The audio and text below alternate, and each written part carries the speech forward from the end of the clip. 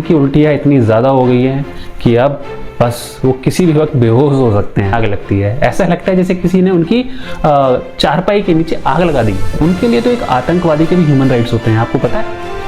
एक आतंकवादी जिसके लिए ह्यूमंस एग्जिस्ट ही नहीं करते हैं, जो दुश्मन है वो ह्यूमन ही है उनके लिए, लेकिन उनके लिए आतंकवादी भी ह्यूमन है और वो सिर्फ और सिर्फ अपना एजेंडा ही चलाते हैं। एजेंडा के अलावा उनके पास और कुछ नहीं। इंडियंस को बचाने के लिए, इंडियंस को मारने के लिए नहीं हुआ। उनके हिसाब से आईएसआई सिर्फ इंडियंस को बचाती है। अरे यार क्या बकवास कर रहे हो तुम लोग।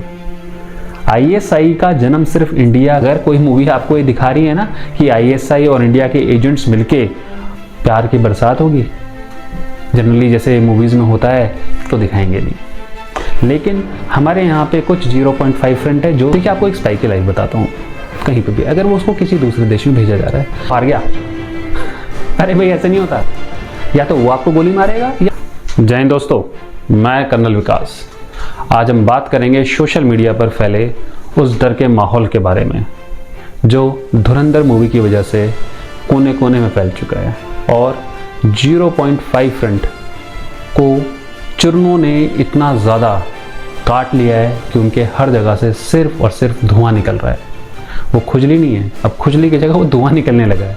और वो धुआं इतना ज़्यादा हो गया है कि अब खून की उल्टियाँ इतनी ज़्यादा हो गई हैं कि अब बस वो किसी भी वक्त बेहोश हो सकते हैं। कि जब भी देश के बारे में, देश के दुश्मनों के बारे में कोई सच्चाई दिखाई जाती है तो उनको हमेशा उनकी पूंछ में आग लगती है। ऐसा लगता है जैसे किसी ने उनकी चारपाई के नीचे आग लगा दी है। उनके लिए तो एक आतंकवादी के भी ह्यूमन राइट्स होते हैं, आपको पता है। एक आतंकवादी जिसके लिए ह्यूमंस एग्जिस्ट ही नहीं करते हैं, जो दुश्मन है वो ह्यूमन ही है उनके लिए, लेकिन उनके लिए आतंकवादी भी ह्यूमन है और वो सिर्फ और सिर्फ अपना एजेंडा ही चलाते हैं। एजेंडा के अलावा उनके पास और कुछ नहीं है। वो ऐसे लोग हैं जिनको अगर आप एक हाथ में अमृत दे दें और एक हाथ में आतंकवादी बैठा दें तो वो अमृत को नहीं चुनेंगे, वो आतंकवादी को चुनेंगे। क्योंकि अमृत तो फिर मिल जाएगा, आतंकवादी को बचाना जरूरी है, उनका एजेंडा वो है। ये लोग सिर्फ और सिर्फ देश के नैरेटिव को, देश के नैरेटिव वॉरफेयर को धक्का लगा रहे हैं, पीछे की तरफ धकेल रहे हैं। ऐसे लोगों की सच्चाई हर किसी को जानना चाहिए। धुरंधर मूवी एक स्पाई मूवी है। अब स्पाई मूवी में भाई खून खराबा नहीं होगा तो क्या होगा। वहाँ बैठ के गलभैया करके दो लोग गाना गाते हुए तो नजर आएंगे नहीं। जैसे बॉलीवुड की जो सो कॉल्ड जासूस मूवीज है ना, उसमें क्या होता है, उसमें एक इंडिया का एजेंट होगा, एक पाकिस्तान का एजेंट होगी, और वो लोग आपस में प्यार भी करेंगे और देश को, वो पाकिस्तानी को नहीं बताते, वो इंडियंस को बचाते हैं। मतलब आईएसआई का तो जो फॉर्मेशन है ना, वो हुआ ही इंडियंस को बचाने के लिए, इंडियंस को मारने के लिए नहीं हुआ। उनके हिसाब से आईएसआई सिर्फ इंडियंस को बचाती है। अरे यार क्या बकवास कर रहे हो तुम लोग। आईएसआई का जन्म सिर्फ इंडिया को खून से नहलाने के लिए हुआ है। वो इंडियंस को कभी नहीं बचा सकते। अगर कोई मूवी आपको ये दिखा रही है ना कि आईएसआई और इंडिया के एजेंट्स मिलके हमारे देश के लोगों को बचा रहे हैं, तो समझ जाइएगा वो 0.5 फ्रंट की जो एजेंडा है ना, वो सिर्फ उसको सॉल्व कर रही है। देश में आईएसआई पिछले 50 सालों में जितने लोगों को मार चुकी है वो हम सबको पता है। मैं आपको ये बता दूं कि मैं धुरंधर मूवी का रिव्यू करने नहीं आया हूँ और ना मैं कोई रिव्यू करने वाला इंसान हूँ। मैं सिर्फ ये सच्चाई बताने आया हूँ कि एक फौजी बंदे के हिसाब से एक स्पाई मूवी में खून खराबा नहीं होगा तो क्या फिर गाने होंगे, प्यार की बरसात होगी।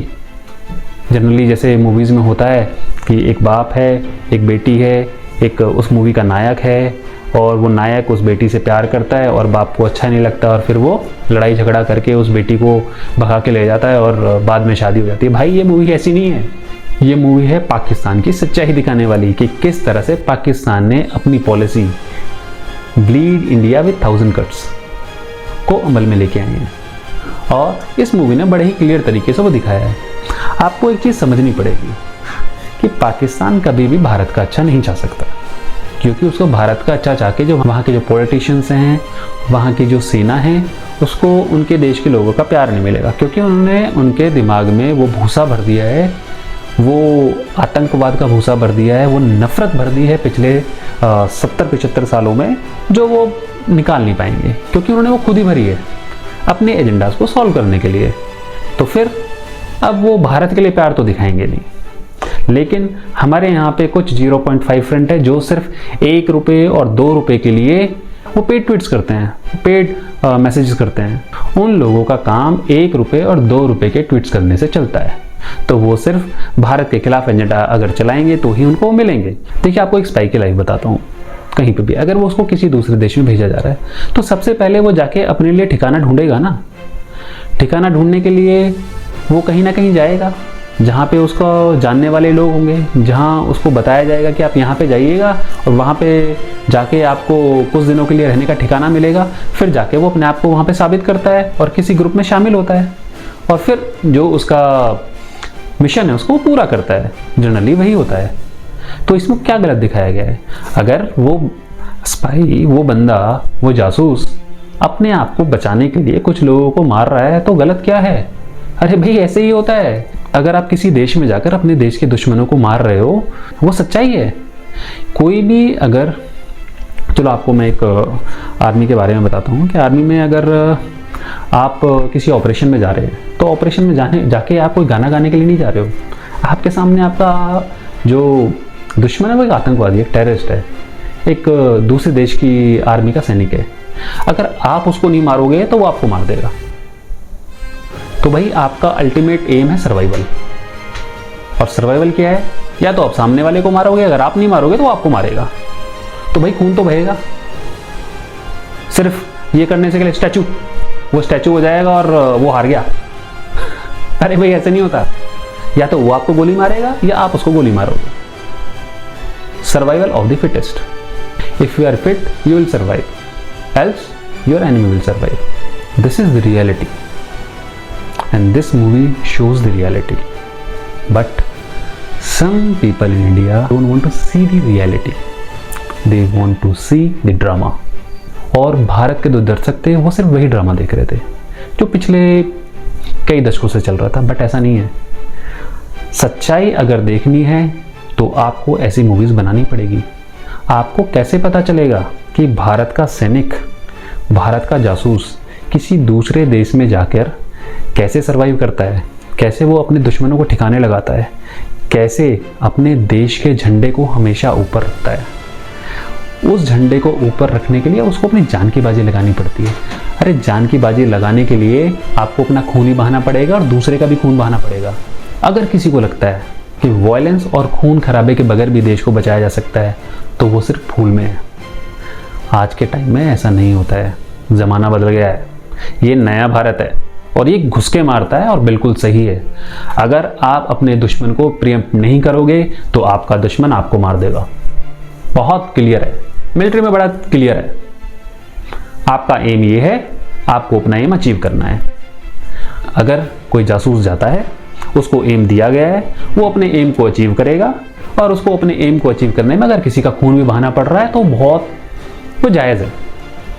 रीज़न, क्योंकि उसका लक्ष्य वही है, अपने देश के दुश्मनों को मारना, और वो कर रहा है। अगर कोई सैनिक, उसको ऑपरेशन में भेजा जा रहा है, ऑपरेशन में जाएगा तो उसका आतंकवादी से सामना होगा या अपने एनिमी आर्मी के सैनिकों से सामना होगा। तो क्या वहाँ पे वायलिन लेके कोई बैठा होगा क्या? जब वायलिन बज रहा है, चलो वायलिन बज रहा है, जो अच्छा वायलिन बजाएगा वो जीत जाएगा और लड़ाई खत्म। अरे भाई, ऐसे नहीं होता।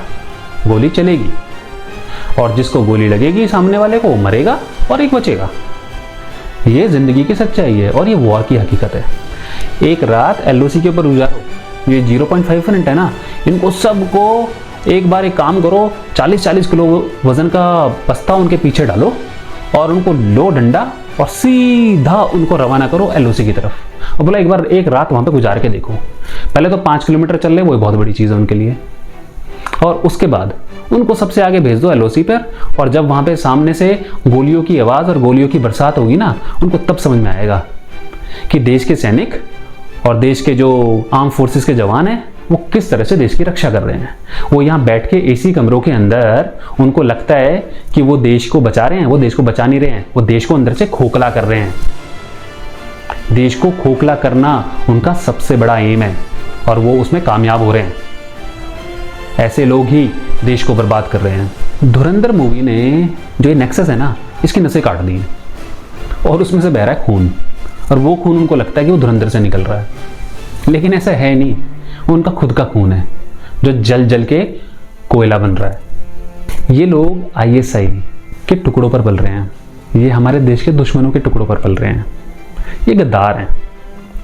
इनको हर चीज़ में प्रोपेगेंडा नजर आता है, वो हकीकत उनको समझ में नहीं आती। और धुरंधर ने उनको धो दिया क्योंकि उनके प्रोपेगेंडा को बस्ट कर दिया। ऐसे लोगों को उजागर करने के लिए इस तरह की मूवीज़ ज़्यादा से ज़्यादा बननी चाहिए। मैं अब वेट कर रहा हूँ धुरंधर पार्ट 2 का। देखते हैं इन लोगों को सांप सूंघता है या फिर ये दोबारा से रोना शुरू करते हैं। और इस बार इनकी दहाड़े इतनी बड़ी होंगी क्योंकि ऐसे लोगों की जो म्याद है ना, वो देश में ख़त्म होने लगी है। ऐसे लोगों के दिन लद गए। अब जनता को पता है कि क्या सही है और क्या गलत है। तो दोस्तों, अगर आपने धुरंधर मूवी नहीं देखी है तो मैं आपको इंसिस्ट करूंगा पक्का देखिए। ये एक आर्म फोर्सेस के जवान देश के जासूसों की सच्चाई को बताती है कि कैसे वो देश को बाहरी दुश्मनों से बचा रहे हैं और देश से बाहर जाके, दुश्मन देश में जाके हमारे देश को सुरक्षित कर रहे हैं। तो आपको देखनी चाहिए। तो आज के लिए दोस्तों बूट्स एंड बॉर्डर में बस इतना ही। अगर आपको ये वीडियो अच्छा लगा तो लाइक और सब्सक्राइब पक्का कीजिएगा। तब तक के लिए जय हिंद, जय भारत।